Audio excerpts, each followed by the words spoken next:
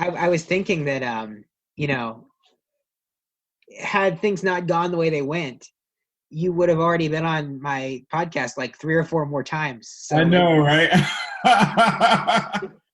This we're is just catching up. and everything completely changed, and it changed literally the week after, like during the week that we met.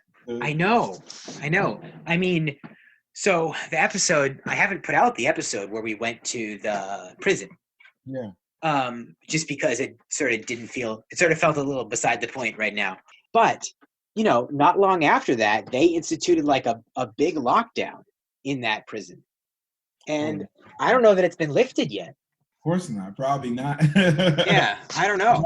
Man, everything and you know what was the most disheartening thing for me? It took me a while to kind of like come to my senses, because it was very disheartening, because we had so much great work planned. Like with the schools, with the prison, with the prisons, and it just seemed like it was all going upwards. But it's hard, not to take this stuff personally, because like, the whole world has been in shambles. But man, it's just so sad. I know everybody had good plans that got interrupted, but I feel like you had the best plans. So where are you now? I'm still in Maine. Oh, that's a good place to be right now. I was thinking about going back to New York City. Yeah. Something's been keeping me here. Just aside from the fact that, like, if I go to New York City, what's the likelihood of me coming back? Mm-hmm. Especially since, that the virus, I don't know how it would be for me coming back. But after seeing the footage from what's happening in New York City last night, did you get to see any of it? Yeah, a little bit this morning. It's like, yeah, I think I'm currently, I want to say where I need to be, even though my heart is like there. You have family in the city, right? All my family's in the city. Yeah. Are they all okay? Yeah, everyone's okay. I haven't heard anything different. I was just thinking about, because it took me a while to actually see the footage. I don't know why. I guess I'm trying to stay off of social media. Mm-hmm. So I didn't see the footage until like maybe a few hours ago. And I was wondering why I was getting all these, hey, just want to make sure you're okay messages. I'm like, what's going on? Like, why somebody hit me up? Like, did something happen? Like, I haven't spoken to you in a year. And then I saw it and I was like, oh, wow. Okay. I hope we have reached our boiling point. I hope it doesn't have to get any worse than this. Coming out of the coronavirus season, right? Like, you're thinking about the coronavirus and you're thinking about what we all went through and how much we all suffered. Everyone has known someone who's passed away without even having the chance to say goodbye, right? And then we're coming to this. It was seeming like we were all in this together at one point. Like, we were all here and rooting for each other and trying to make a better world. I have friends in places all over the world, and they're in lockdown too. So we're all experiencing the same thing at the same time. So of course, if something happens like that, where someone just kills someone and on camera, a person, and you're hearing their cries and their screams, everyone's going to feel the pain. Everyone should feel the pain. And if you're not feeling the pain, if you're not feeling it, you just, where's your heart? We have this show has an audience that's mostly young, is relatively diverse to my knowledge, but certainly there's a lot of white folks from New Hampshire in that audience. What do you think people need to hear right now? What do you think people need to be focusing on right now? Well, there's a few things. The number one thing for me is you need to watch how the media is spinning this. A lot of white people take offense to Black Lives Matter and messages like that. Black Lives Matter for me was never a black versus white thing. It was a black versus police brutality thing, right?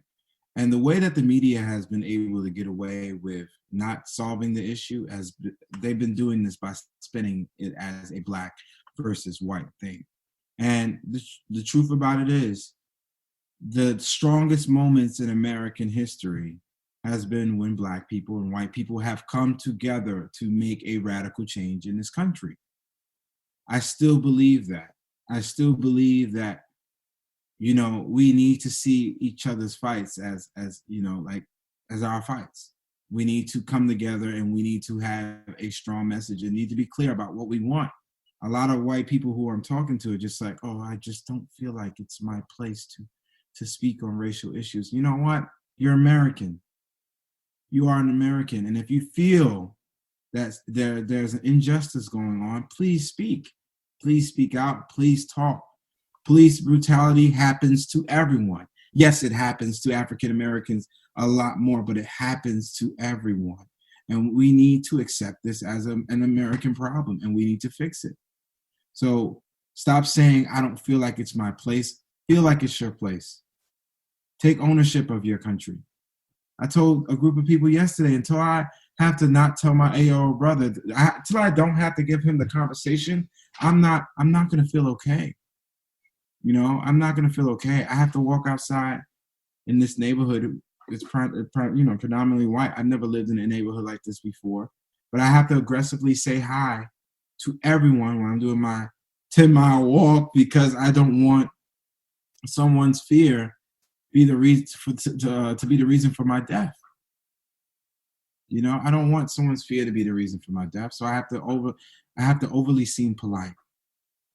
So really, like, speak out and use your privilege as much as you can. And you know what? There needs to be some kind of next steps. Like there's right now, I don't know what the next step is, but the next step needs to be us coming together and realizing that we're all hurting from this problem, and stop creating an us and them mindset. Mm-hmm. Black Lives Matter. I don't know. I don't remember it ever being a black versus white thing. I do believe that the media spin that to become a black versus white thing. These are Americans being killed. Like these are children being killed. These are young people being killed. These are old. Like these are family. Like come on, man. Come on, man. That's another way of putting it that I think is important, is emphasizing that it's an American problem and that we're all Americans. Mm-hmm. That because it is, right? I mean, obviously other countries have their own racial issues, but none quite so loud and violent as ours. But one way to talk about it in a way that's not black versus white is that we're all Americans. Yeah, we're all Americans. We're all Americans. And you know what? Half of the stuff that's on this earth that we're dealing with this country, we didn't put here. But if we continue to live with it, it's just going to be another disease that sneaks up on us and grows. And then we're going to come to this place again. We're going to come to this place again. We're going to come to this place again. Don't be deceived by these powerful people with influence that are telling you that you are different from somebody else. Like, come on. Come on. When you talk about like the media bias, obviously one thing to look out for is those black versus white distinctions. Another thing that I have caught, there's a very much mocked now tweet from the New York Times where they listed 3 incidents of violence in New York. And the only time they used active voice was protesters struck a reporter. The other 2 incidents were caused by police, and they used passive voice. A reporter was struck by a bullet. Well, that's how we got here in the first place. I was wondering if you had any other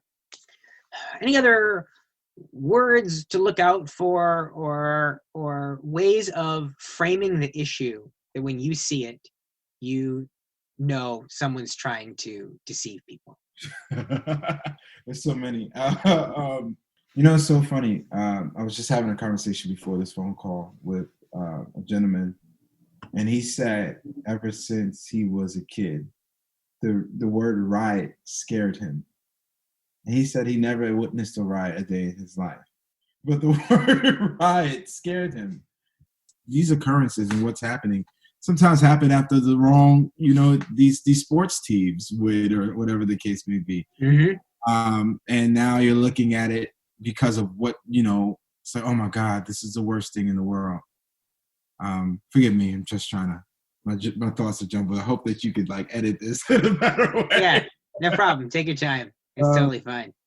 But the word riot, you're right, is funny because where exactly is the line, right? Where it stops being a protest and starts being a riot? Where's right. the where does the definition change? Yeah. And maybe people have different lines as to where that is. Maybe one person's riot is another man's protest.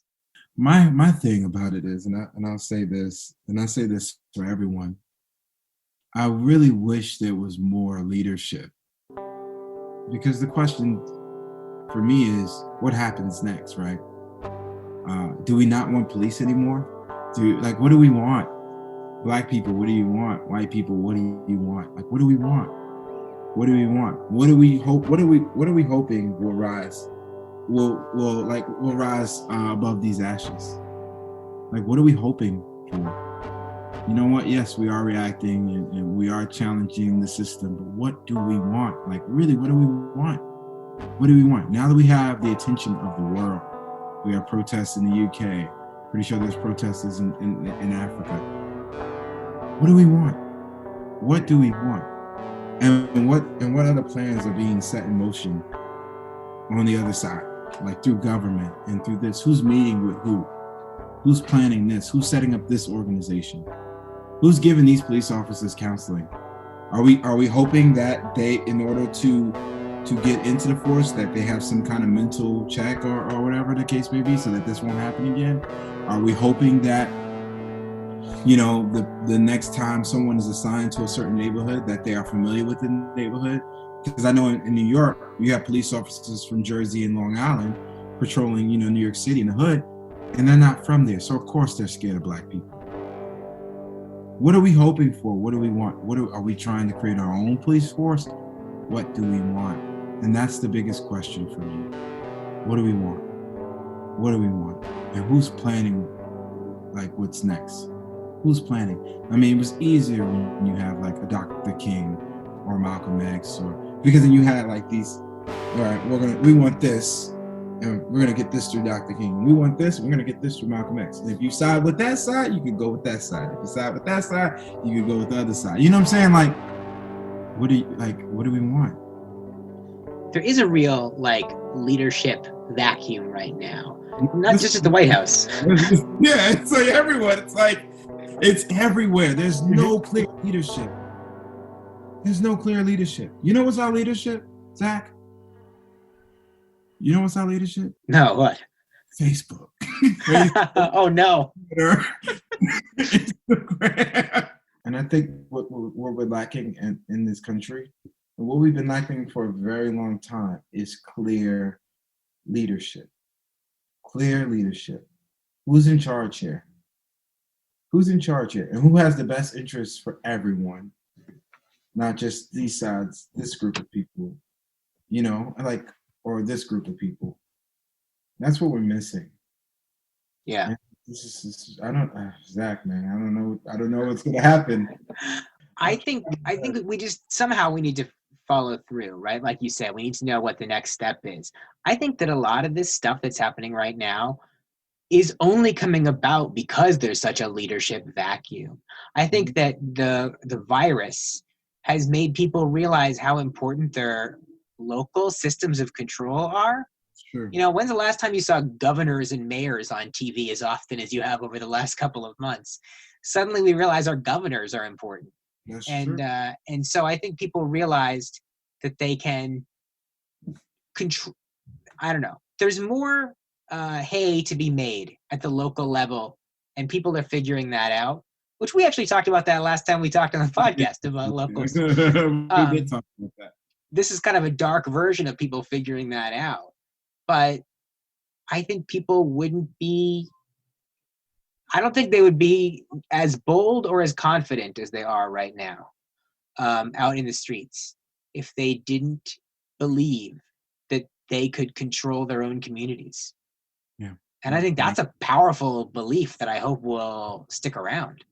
I just want people to remain hopeful. And I'm going to do things now a little differently. I'm going to really try my best to work with people just so that I can create an atmosphere of hope for my sanity and for the sanity that of the people that are around me and the people that I can have an effect on through my creativity. And I just think that I'm going to try my best to remain hopeful through the ignorance of other people, through the fear of other people. Here's kind of a dumb question. I have noticed that like a lot of businesses and corporations have expressed messages of support this time around with the Black community, with protesters, with Black Lives Matter. Do you think that makes a difference? Do you think it matters that Amazon posts No. support? Because here's the next step. If I was organizing these protests, that's the first thing I would have did. The African American buying power is crazy in this country, like crazy.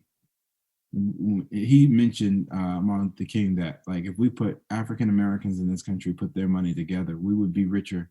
Just a race of African Americans, we would be richer than most nations. Actually, most of the nations in the world. So our buying power is crazy. I don't think we realize that. So I think it's essential at this time because that's coming next for African Americans to stop supporting these businesses who don't support us.